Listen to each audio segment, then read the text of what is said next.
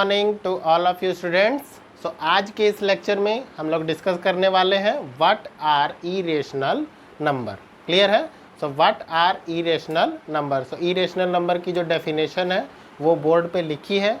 Irrational number की definition क्या है? The number which when expressed in decimal form are expressible as non-terminating and non-repeating decimal are known as irrational number। Clear है? तो अगर किसी भी नंबर के हम क्या करते हैं, डेसिमल, किसी भी नंबर का हम डेसिमल एक्सपेंशन करते हैं तो उसका डेसिमल एक्सपेंशन जो है वो मेनली कैसा होता है? Non terminating and non repeating type का। कैसा होना चाहिए? Non terminating and non repeating. अगर किसी का डेसिमल एक्सपेंशन है किसी नंबर का तो उसको हम क्या बोलते हैं? Irrational number. कैसा नंबर होता है वो? इरेशनल नंबर होता है। क्लियर है? सो जो डेसिमल एक्सपेंशन है हमारे पास वो बेसिकली 3 टाइप्स का होता है। तो डेसिमल एक्सपेंशन बेसिकली 3 टाइप्स का है। कौन कौन सा है? चलिए वो भी देख लेते हैं। डेसिमल एक्सपेंशन 3 टाइप्स का है। तो 3 टाइप्स में जो हमारे पास फर्स्ट टाइप है, फर्स्ट टाइप क्या है? फर्स्ट टाइप है टर्मिनेटिंग डेसिमल एक्सपेंशन। क्या है? Terminating decimal expansion. सो ये तो आपको नेम से ही क्लियर है। क्या? टर्मिनेटिंग। टर्मिनेटिंग का मतलब क्या होता है? टर्मिनेट होना या एंड होना। तो ऐसा डेसिमल एक्सपेंशन जो किसी पॉइंट के बाद, ठीक है, क्या हो रहा हो? एंड हो रहा हो। या ऐसी डिवाइड जो क्या हो रही है? एक पार्टिकुलर डेसिमल पॉइंट के बाद एंड हो रही है तो वो क्या होती है हमारे पास? Terminating decimal expansion. Second with example भी हम लोग इसको करेंगे डिस्कस। सो सेकंड टाइप हमारे पास क्या है? Non terminating. Non terminating. अब कुछ डेसिमल एक्सपेंशन ऐसी भी होती हैं जो कभी टर्मिनेट नहीं होती हैं but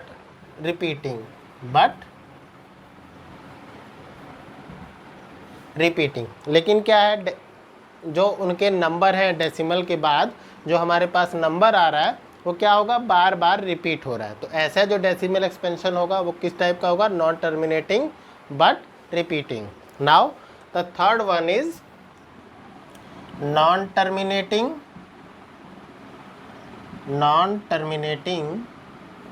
and non repeating. Clear है? Non terminating and non repeating, इसका मतलब ऐसी डिवाइड जो कभी भी क्या नहीं हो रही है? एंड नहीं हो रही है, कभी भी टर्मिनेट नहीं हो रही है। क्लियर है? सो ऐसी डिवाइड जो कहीं पे भी क्या हो रही है? टर्मिनेट नहीं हो रही है। एंड नॉन रिपीटिंग का मतलब क्या है कि डेसिमल के बाद जो नंबर्स आ रहे हैं वो नंबर भी क्या हो रहे हैं? रिपीट नहीं हो रहे हैं। चलिए एक एक एग्जाम्पल हम इसका देखते हैं। एग्जाम्पल के थ्रू ये चीज़ें ज़्यादा क्लियर होती हैं। टर्मिनेटिंग की अगर बात कर रहे हैं तो टर्मिनेटिंग में क्या है? मैंने कहा कि ऐसा डेसिमल एक्सपेंशन जो क्या हो जाए? टर्मिनेट हो जाए। क्लियर है? टर्मिनेटिंग का मतलब ऐसा डेसिमल एक्सपेंशन जो क्या हो जाए? टर्मिनेट हो जाए। चलो देखते हैं। अगर मैं लिखता हूँ क्या? 1/2। क्लियर है? क्या हम लोग लिखते हैं? 1/2। तो इसका डेसिमल एक्सपेंशन क्या होगा? 0.5। क्या है इसका डेसिमल एक्सपेंशन? 0.5। मतलब जो 1/2 हमें नंबर गिवन है उसका डेसिमल एक्सपेंशन 0.5 के बाद 0.5 पे क्या हो रहा है? टर्मिनेट हो रहा है। क्लियर है? ये डिवाइड अब इससे आगे कंटिन्यू नहीं हो सकती है। तो 0.5 पे ये डेसिमल जो है या इसका डेसिमल एक्सपेंशन जो है 1/2 का वो क्या हो रहा है? टर्मिनेट हो रहा है। एक सिमिलर एग्जांपल और आप ले सकते हैं 1/4 which is equal to 0.25। Clear है? 0.25। तो इसके बाद क्या हो रहा है? ये डेसिमल एक्सपेंशन टर्मिनेट हो रहा है। टर्मिनेट होने का मतलब अब इससे आगे हम इसको फर्दर डिवाइड नहीं कर सकते हैं। फर्दर डिवाइड करने का मतलब ये है कि अगर आपके पास जो रिमाइंडर है वो 0 मिल जाता है हमें, तो हमारी जो डेसिमल एक्सपेंशन है या जो डिवीज़न है वो क्या हो जाती है? वहीं पे फिनिश हो जाती है। तो उससे आगे हम क्या करेंगे? डिवीज़न नहीं कर पाएंगे। तो हमारा जो डेसिमल एक्सपेंशन है वो किस टाइप का होगा? टर्मिनेटिंग टाइप का होगा। किस टाइप का होगा? टर्मिनेटिंग टाइप का। क्लियर है? सेकंड जो टाइप है, सेकंड टाइप हमारे पास क्या है? Non terminating but repeating. क्या है? Non terminating but repeating. तो ऐसा डेसिमल एक्सपेंशन क्या कौन सा होगा जिसमें जो डिवाइड है हमारी वो क्या हो? एंड ना हो, मतलब टर्मिनेट ना हो रही हो लेकिन रिपीटिंग हो, मतलब रिपीट डेसिमल के बाद जो है कुछ नंबर्स या एक पार्टिकुलर नंबर वो क्या हो रहा हो, बार बार रिपीट हो रहा हो। जैसे 10/3, 10/3 का हम लोग एग्जांपल ले सकते हैं। 10/3 का अगर मैं डेसिमल एक्सपेंशन करता हूँ तो हमें क्या मिलेगा, हमें मिलेगा 3.3333 डॉट डॉट डॉट। क्लियर है, क्या मिल रहा है, 3.333 डॉट डॉट डॉट। इसका मतलब क्या है कि ये जो डेसिमल एक्सपेंशन है वो क्या हो रहा है, कहीं पे भी आपका टर्मिनेट नहीं हो रहा है। क्लियर है, क्या है, डेसिमल एक्सपेंशन टर्मिनेट नहीं हो रहा है, मतलब ये नॉन टर्मिनेटिंग टाइप का। किस टाइप का है, नॉन टर्मिनेटिंग टाइप का। अगर डेसिमल एक्सपेंशन फिनिश ना हो रहा है, फिनिश नहीं हो रहा है, तो हम उसको किस टाइप का बोलते हैं, नॉन टर्मिनेटिंग टाइप का। क्लियर है। बट रिपीटिंग का मतलब ये है कि डेसिमल के बाद एक नंबर जो है क्या हो रहा है, बार बार अगर रिपीट हो रहा है, कोई नंबर, सिर्फ एक नंबर के लिए नहीं, एक नंबर के लिए नहीं, अगर मैं कोई नंबर लिखता हूँ like 0.15151515 dot dot dot.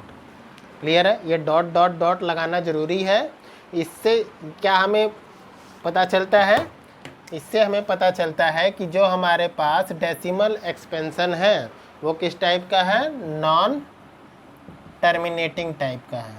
Clear है, किस टाइप का है, नॉन टर्मिनेटिंग टाइप का है। तो ये डॉट डॉट डॉट लगाना ज़रूरी है।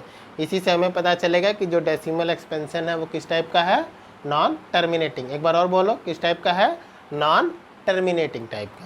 ओके, आई होप क्लियर है। सो जैसे मैंने ये लिखा है क्या, 0.15151515 dot dot dot.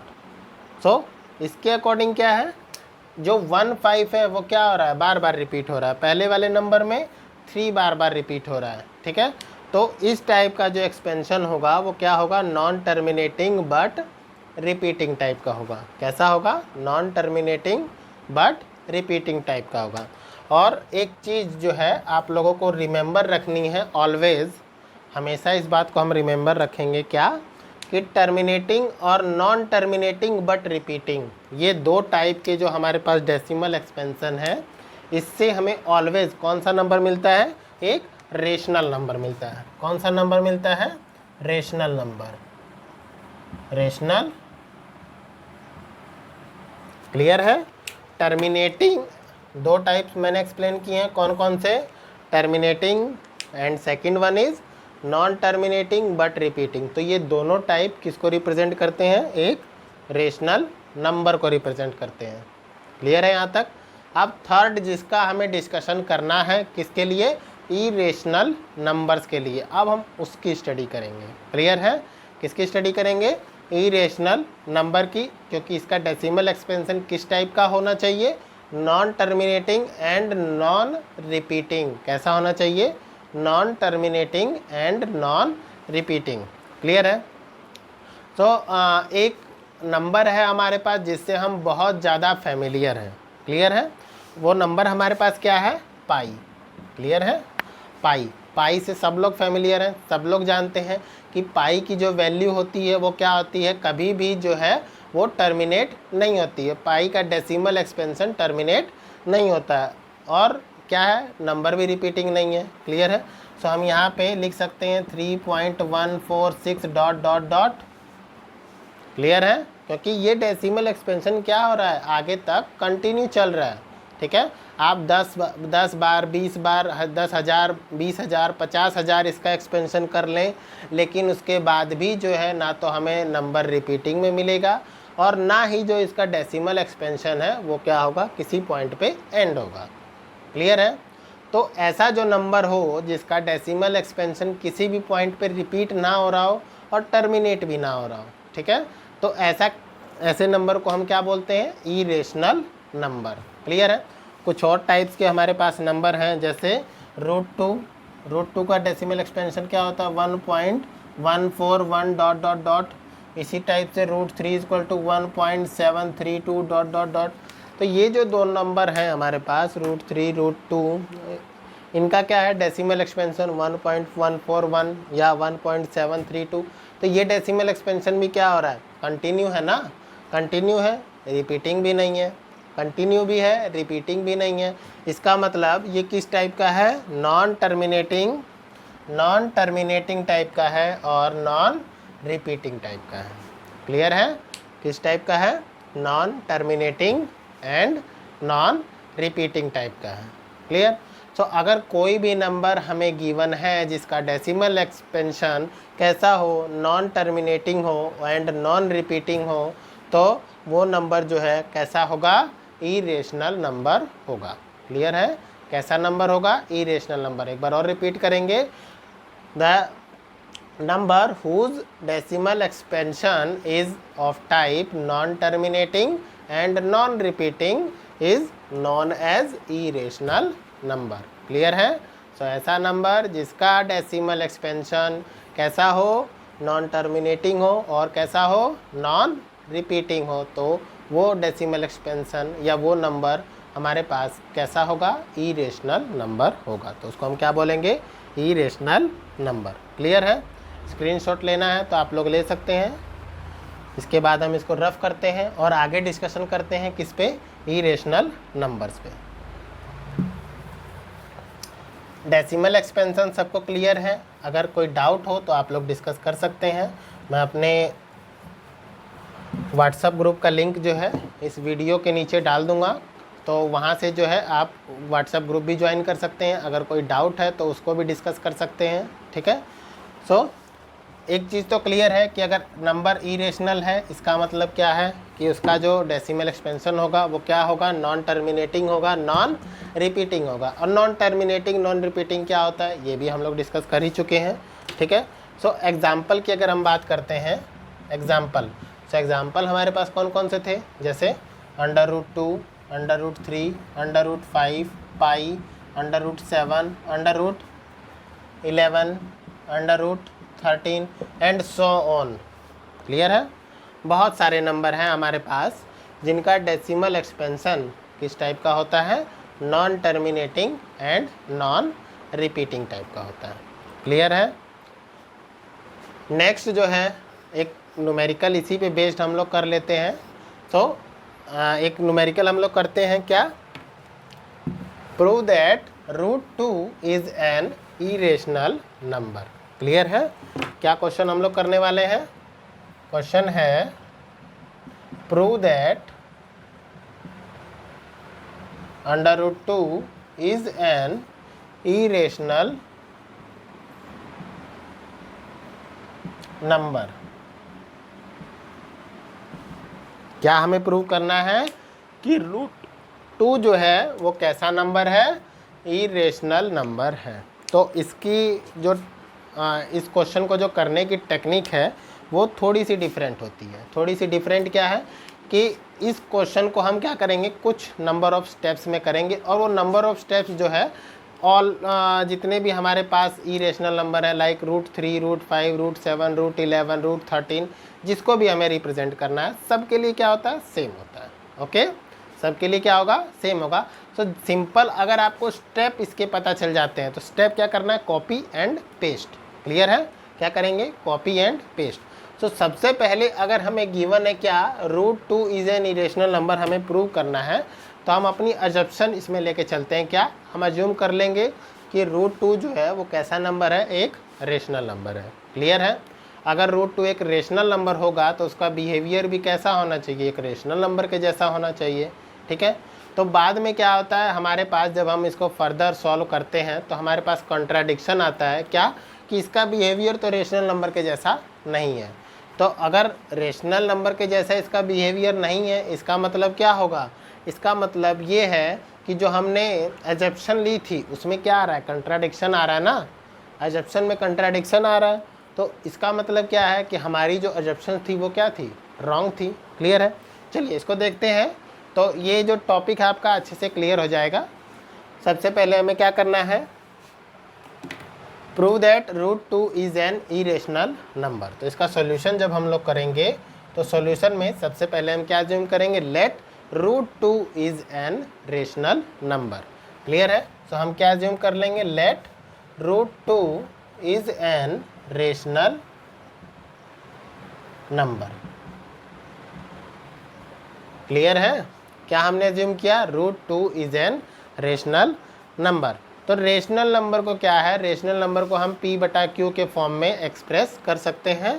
So any number which can be expressible in the form of p/q is known as rational number. और जो सेकंड वाला था वो अभी मैंने थोड़ी देर पहले भी किया है कि अगर उसका डेसिमल एक्सपेंशन कैसा हो, टर्मिनेटिंग हो और non terminating but repeating type का हो, तो वो भी रेशनल नंबर होगा।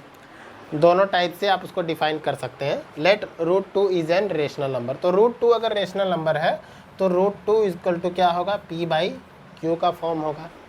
क्लियर है? कौन सा फॉर्म होगा? p/q का फॉर्म होगा। सो वेयर, यहाँ पे थोड़ा सा जो है चेंज है, वो क्या है? Where p and q don't have any common factor.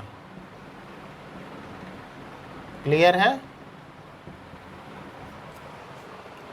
इसका मतलब क्या है कि p/q हमने जो नंबर लिखा है वो पूरे तरीके से कैसा नंबर है? एक जो है रेशनल नंबर है और p और q का जो है कोई भी कॉमन फैक्टर नहीं है। कॉमन फैक्टर ना होने का मतलब ये है कि जो इसका HCF होगा वो कितना होगा? 1 होगा। क्लियर है? अगर दो नंबर हमें गिवन है और उसमें कोई भी नंबर जो है उसका कॉमन फैक्टर ना हो, जैसे 6 इक्वल टू हम क्या लिख सकते हैं? 2 × 3 × 1, या 5 इक्वल टू 1 × 5। क्लियर है? दो नंबर का अगर हम प्राइम फैक्टराइजेशन करें तो हमें क्या मिलता है? 6 इक्वल टू 2 × 3 × 1 और 5 इक्वल टू 1 × 5। तो क्या 6 और 5 में कोई नंबर कॉमन है? कोई नंबर कॉमन है? तो सिर्फ एक नंबर कॉमन मिला हमें, क्या? 1। तो इसका HCF क्या होगा? 1। क्लियर है? तो p और q का भी HCF क्या होगा? 1। अगर कोई नंबर कॉमन नहीं मिल रहा है, इसका मतलब क्या है कि 1 तो उसमें मिलेगा ही।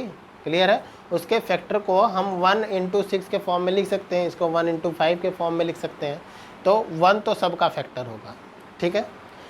तो यहाँ से जो है हमने क्या लिखा है? √2 इक्वल टू p/q, और साथ में हमने क्या लिखा है? p और q का कोई कॉमन फैक्टर नहीं है। अब इसके आगे हमें क्या करना है? Squaring both side. तो ये स्टेप फर्स्ट था। ठीक है? ये क्या है हमारे पास? स्टेप फर्स्ट है जो आपको रिमेंबर रखना है। अब सेकंड स्टेप में मैं यहाँ पे लिख भी देता हूँ ताकि आप लोगों को ज़्यादा क्लियर हो जाए कि अगर हमें एक्सप्रेस करना होगा, सिर्फ √2 के लिए नहीं है आपका मेथड है, √3 होगा, √7 होगा, √19 होगा, √17 होगा। हर एक नंबर के लिए हम लोग क्या कर सकते हैं? सेम मेथड अप्लाई करेंगे, कोई डिफरेंस नहीं है, केवल कॉपी और पेस्ट करना है आपको। क्या होगा? √2 is an rational number. So second, ये हमारे पास क्या था? Step first. क्लियर है? तो स्टेप फर्स्ट आपका यहाँ से यहाँ तक एंड होता है। आगे हम बात करते हैं किसकी? स्टेप सेकंड की। Now squaring both sides. तो जब हम बोथ साइड स्क्वायर करेंगे तो हमें क्या मिल जाएगा? √2 का square equal to p² divide by q square. Clear है? क्या मिला? √2 का square equal to p² divide by q square, which implies that 2q² equal to p²। Clear है? इससे क्या पता चलता है? 2q² इक्वल टू p², और simply q² equal to p² divide by 2। Clear है? अगर इस चीज़ को हम ऑब्ज़र्व करते हैं, इस एक्सप्रेशन को ऑब्ज़र्व करते हैं, तो हमें क्या मिल रहा है? ये expression q² equal to p² divided by 2। Clear है? और हम क्या एज्यूम करके चले थे कि p और q दोनों क्या है हमारे पास? इंटीजर है। p एंड q दोनों क्या है? इंटीजर है, और दोनों का कोई कॉमन फैक्टर नहीं है। क्लियर है? क्या हम लोग एज्यूम करके चले हैं कि p और q दोनों इंटीजर हैं, ठीक है, और दोनों का कोई कॉमन फैक्टर नहीं है। इसका मतलब क्या है? इसका मतलब ये है कि अगर q और p दोनों क्या है? इंटीजर हैं, तो ये जो 2 है वो किसको डिवाइड करेगा? p² को। क्लियर है? ये 2 जो है वो किसको डिवाइड करेगा? p² को। तो सिंपली हम यहाँ पे लिख सकते हैं, इट मीन्स, ये क्या रिप्रेजेंट करता है? It means 2 divides p²। Clear है? 2 डिवाइड्स p²। अब 2 कैसा नंबर है? 2 हमारे पास एक प्राइम नंबर है। क्लियर है? 2 कैसा नंबर है? प्राइम नंबर है। तो अगर 2 जो है वो पी स्क्वायर को डिवाइड कर रहा है, तो इससे हमें एक और रिजल्ट मिलता है क्या? 2 ऑल्सो डिवाइड्स p। क्लियर है? 2 ऑल्सो डिवाइड्स p। सो एज्यूम कर लेते हैं कि पी स्क्वायर इक्वल टू, अगर हमें 4 गिवन है तो इसका फैक्टराइजेशन करेंगे तो 2 इंटू 2 मिलेगा। इसको 2 से हम डिवाइड करेंगे तो हमें क्या मिलेगा? 2 मिलेगा। तो अगर 2 जो है पी स्क्वायर को डिवाइड करता है, इसका मतलब क्या है? वो p को भी डिवाइड करेगा। ठीक है, तो यहाँ पे देखो कॉन्ट्राडिक्शन तो हमें यहीं पर मिल गया कि p और q का कोई कॉमन फैक्टर नहीं था। अब हम क्या करेंगे, एक जो है अजप्शन लेके चलेंगे, इसी के आगे जो है एक और अजप्शन लेके चलते हैं। इसको मैं रफ कर रहा हूँ इस साइड को। अब हम मान लेंगे क्या कि ये तो पता चला कि 2 जो है वो p को डिवाइड करता है। अब हम क्या करेंगे, अब थर्ड स्टेप की ओर हम लोग कंटिन्यू कर रहे हैं। फर्स्ट स्टेप में क्या लेना है आपको? √2 एज्यूम करना है इरेशनल नंबर। सेकेंड स्टेप में स्क्वायरिंग करना है और q square equal to p square by 2, ये आपको मिल जाएगा फॉर्म। यहाँ से हमारे पास क्या रिजल्ट मिलेगा, या हमें क्या रिजल्ट मिलेगा? 2 divides P square and 2 also divides p। Clear है? तो ये हमारे पास क्या था? Step second. अब कहाँ पे आ रहे हैं हम लोग? स्टेप थर्ड पे। तो स्टेप थर्ड में क्या करना है? स्टेप थर्ड में हम मान लेंगे क्या? Let p equal to 2r। Clear है? Let p equal to 2r। तो अब इसके प्लेस पे अगर हम लोग रखते हैं, तो इसके प्लेस पे रखने के बाद हमें क्या मिल जाएगा? √2 equal to 2r divided by q। Clear है? क्या मिला? 2r divided by q। Squaring both side, squaring, या बस थर्ड स्टेप में जो हमने स्टेप फर्स्ट में और सेकंड में किया है उसी को रिपीट करना है आपको। ठीक है, यहाँ से क्या होगा? फर्स्ट वाले स्टेप में हमने क्या प्रूव किया है कि q जो p है वो डिवाइड हो रहा है किससे? 2 से। थर्ड स्टेप में हम क्या करेंगे? थर्ड स्टेप में हम प्रूव करेंगे कि जो q है वो भी डिवाइड होगा किससे? आपके 2 से। तो यहाँ पे हमारे पास कंट्राडिक्शन आएगा। ठीक है, स्क्वायरिंग बोथ साइड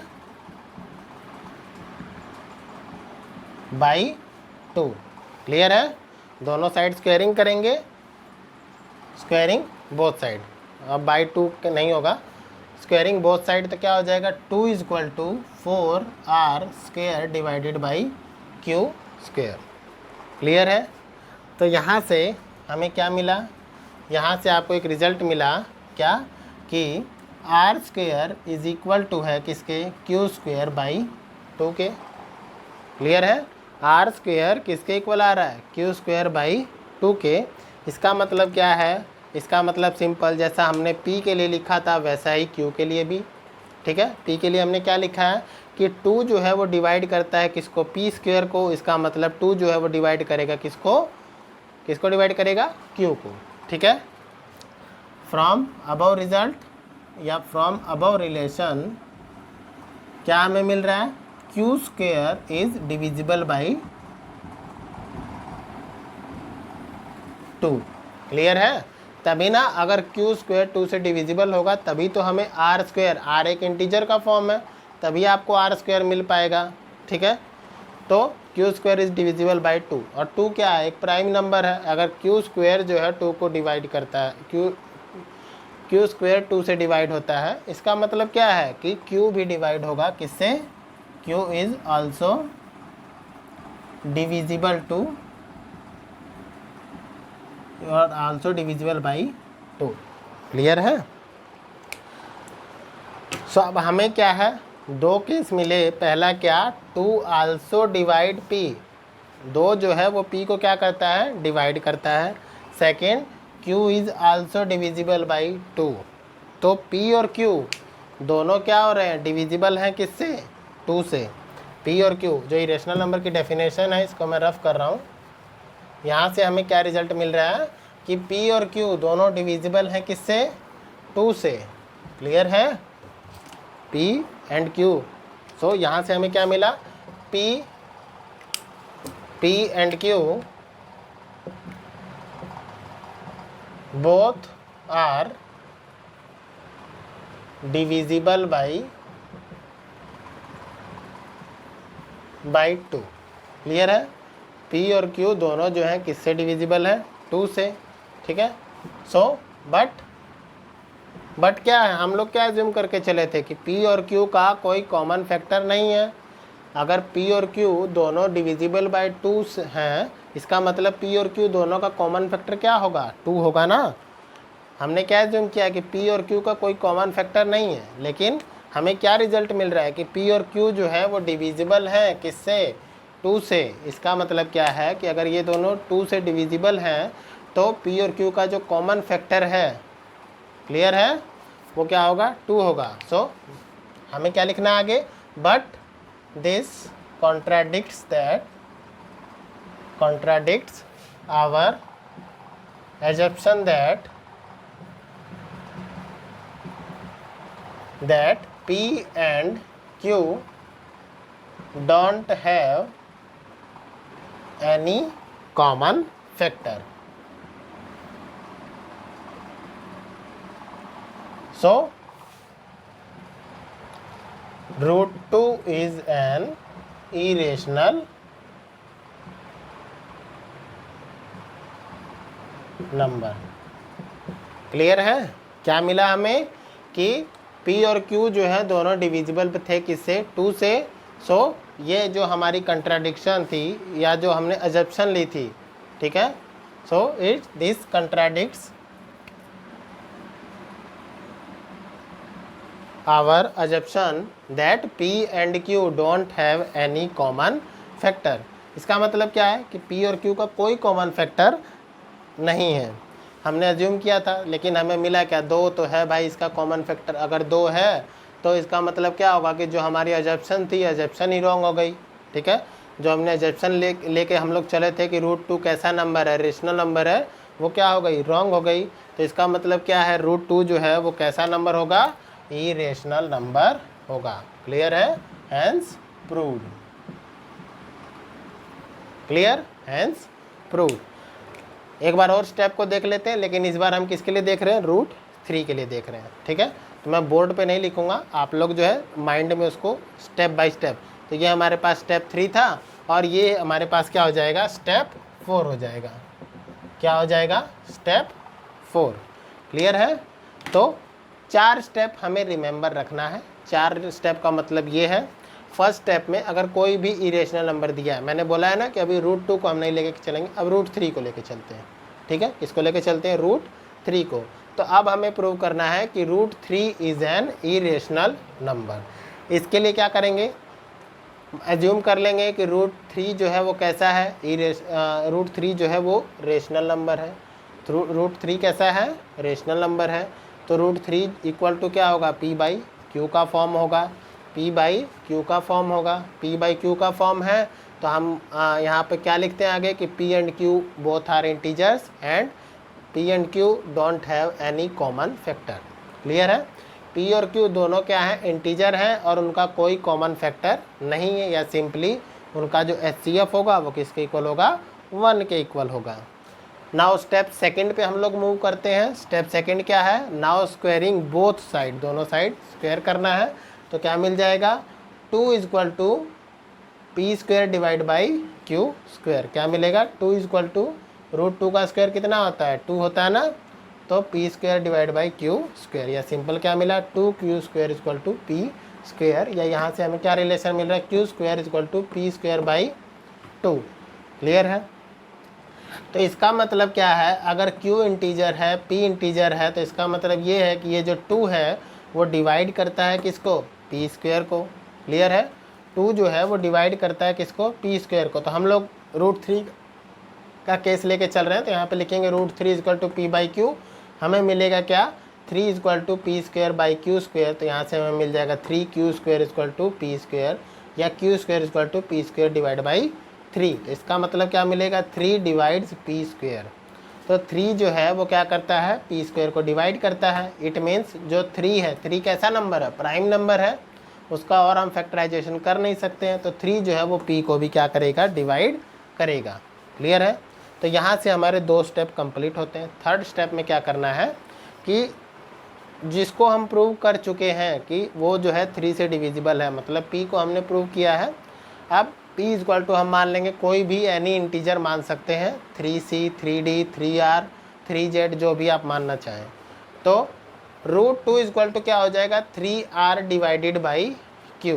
क्लियर है, क्या हो जाएगा, 3r डिवाइडेड बाई q। और दोनों साइड हमें क्या करना है, स्क्वेयरिंग करना है। ठीक है, दोनों साइड स्क्वेयरिंग करना है। तो स्क्वेयरिंग करने के बाद क्या हो जाएगा, 3 इक्वल टू हमें क्या मिलेगा, 9r square divided by q square. Clear है, क्या मिलेगा, 3 equal to 9r square divided by q square, या simply r square equal to क्या मिला, q स्क्वेयर डिवाइडेड बाई 3।